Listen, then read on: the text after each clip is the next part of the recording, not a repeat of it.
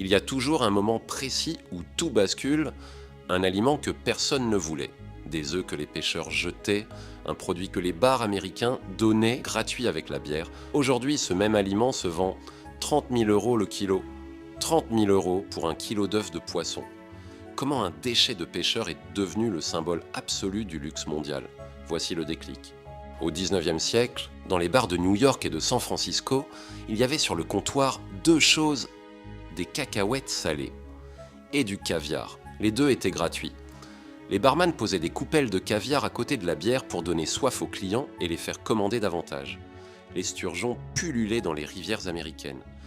Les pêcheurs en attrapaient des tonnes, ils gardaient la chair. Les œufs, ces petites billes noires, ils les jetaient ou les donnaient. Personne n'en voulait.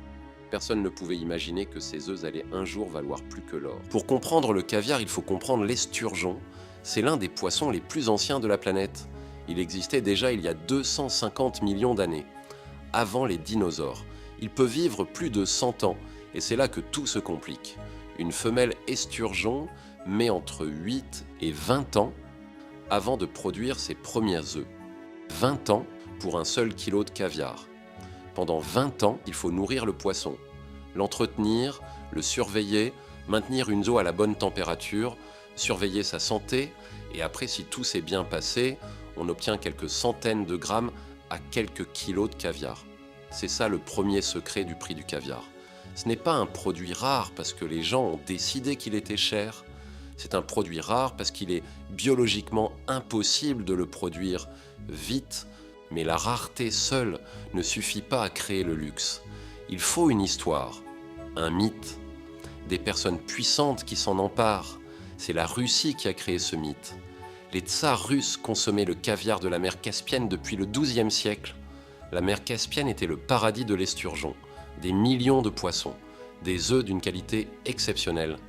Le caviar beluga, le plus précieux, venait de l'esturgeon beluga, le plus grand poisson d'eau douce du monde. 6 mètres de long, 1000 kilos, les tsars en servaient à chaque banquet impérial, en faisaient un symbole de puissance absolue, un aliment réservé aux plus puissants de la terre, et quand les tsars mangeaient quelque chose, le monde entier voulait la même chose. Le caviar était devenu royal, et royal voulait dire inaccessible, et inaccessible voulait dire désirable. En 1957, la révolution russe change tout. Les tsars sont renversés. L'empire s'effondre et des milliers d'aristocrates russes fuient vers Paris, Londres, New York. Ils arrivent avec peu d'argent, mais avec leurs habitudes, leur culture et leur caviar. À Paris, ces aristocrates russes ouvrent des restaurants, des épiceries fines. Ils vendent le caviar qu'ils importent clandestinement ou légalement depuis la mer Caspienne. En 1920, un Arménien d'origine russe nommé Melkoum Petrosian ouvre une boutique à Paris. Il vend du caviar aux Parisiens. Paris le découvre, Paris l'adopte. Paris en fait un symbole de raffinement absolu. Et ce que Paris adopte, le monde entier suit. La maison Petrosian existe encore aujourd'hui, 100 ans plus tard, avec des boutiques dans le monde entier, et le caviar qu'ils vendent, certaines références atteignent 65 000 € le kilo. Pendant des siècles, les sturgeons sauvages étaient abondants. Mer Caspienne, mer Noire, fleuves russes, fleuves américains. Puis quelque chose s'est passé. La demande a explosé. Le monde entier voulait du caviar. Les pêcheurs ont intensifié la pêche. Les gouvernements ont mal régulé. Et les sturgeons, ce poisson qui met 20 ans à produire des œufs, n'a pas pu suivre le rythme. En l'espace de quelques décennies, les populations d'esturgeons sauvages se sont effondrées. L'esturgeon beluga de la mer Caspienne est aujourd'hui en voie d'extinction critique. En 2006, la Convention internationale sur le commerce des espèces sauvages a interdit totalement l'exportation de caviar sauvage de la mer Caspienne. Du jour au lendemain, le caviar sauvage disparaissait légalement du marché mondial. Et quand quelque chose disparaît, son prix explose. L'interdiction du caviar sauvage aurait pu tuer le marché. Elle l'a transformé. Des entrepreneurs du monde entier ont commencé à développer des fermes d'esturgeons. En France, en Italie, en Chine, en Israël, en Uruguay. L'aquaculture du caviar est née. Mais voilà le problème, l'esturgeon reste l'esturgeon. Même en ferme, il faut attendre 8 à 12 ans minimum avant la première récolte. c'est un investissement colossal. Des millions d'euros investis, des années d'attente, des risques immenses, et ça se répercute sur le prix.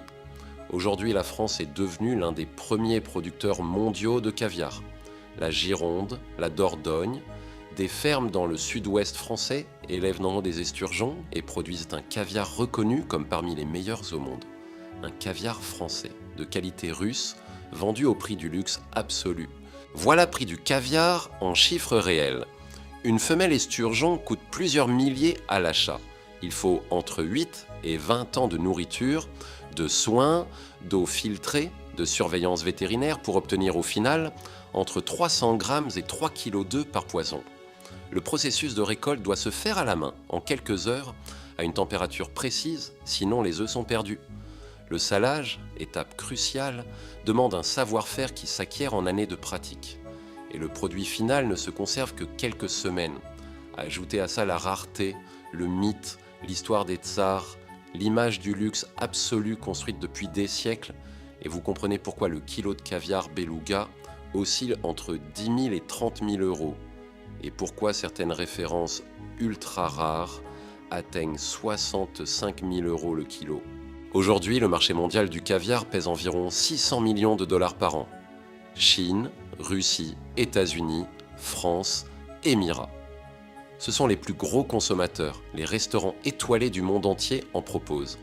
Les compagnies aériennes premium en servent en première classe. Les hôtels 7 étoiles en font un symbole, mais voilà ce que peu de gens savent. 70% du caviar consommé dans le monde aujourd'hui vient de fermes d'aquaculture. Le caviar sauvage est quasi introuvable légalement. Et le plus grand producteur mondial de caviar aujourd'hui, ce n'est ni la Russie, ni l'Iran. C'est la Chine. La Chine produit aujourd'hui 60% du caviar mondial d'élevage. Du caviar chinois vendu dans les palaces parisiens. Le monde a bien changé depuis les bars de San Francisco. C'est ça le déclic du caviar. Ce n'est pas la nature qui a créé ce luxe. Ce sont les tsars qui ont créé le mythe. La révolution russe qui l'a exporté à Paris. Paris qui l'a transformé en symbole mondial.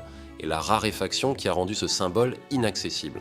Le caviar était gratuit dans les bars américains au XIXe siècle, exactement comme le homard, qui était lui aussi considéré comme un aliment de pauvres donné aux prisonniers et aux domestiques, exactement comme le chocolat, qui était réservé à l'élite aztèque avant de conquérir le monde entier.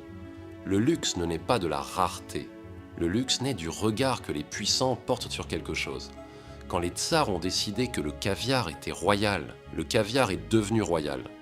Quand Paris a décidé que le caviar était raffiné, le caviar est devenu raffiné. Et quand le monde a décidé que le caviar était inaccessible, le caviar est devenu inaccessible. C'est ça la vraie leçon. La valeur d'une chose ne vient pas de la chose elle-même. Elle vient de l'histoire qu'on raconte autour d'elle. La semaine prochaine sur le déclic, Elon Musk. En 2008, il avait 3 millions de dollars. Assez pour sauver Tesla ou assez pour sauver SpaceX. Pas les deux. Ce qu'il a choisi ce jour-là et comment ce choix a tout changé. Abonne-toi, active la cloche, tu ne voudras pas rater ça.